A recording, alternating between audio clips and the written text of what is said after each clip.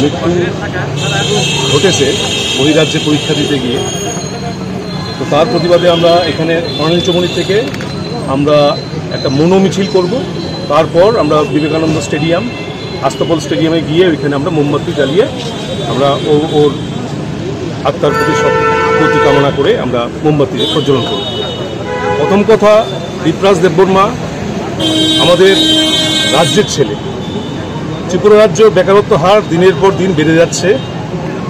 আর দীপরাজ দেববর্মার মৃত্যুটা যেন ঘটেছে ওটা পিকনিক করতে গিয়ে হয়নি।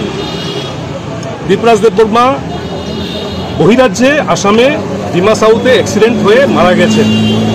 তো মৃত্যুটা হয়েছে একটা বেকার তার চাকরি পাওয়ার জন্য পরীক্ষা দিতে গিয়ে মারা গেছে।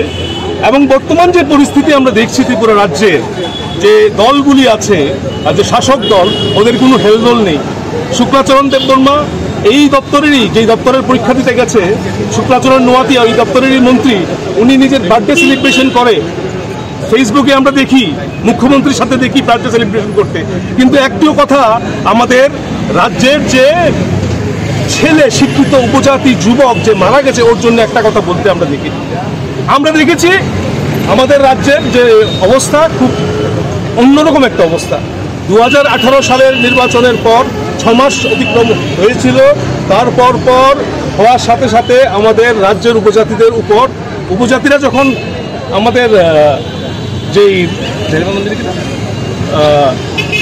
এডিসি এলাকাতে গিয়ে যখন ওরা ডেমনস্ট্রেশন করছিল, ওদের হকের আদায়ের জন্য লড়াই নেমেছিল রাস্তায়, ওদেরকে গুলি চালিয়েছিল এই বিজেপি আর জোট সরকার। এখন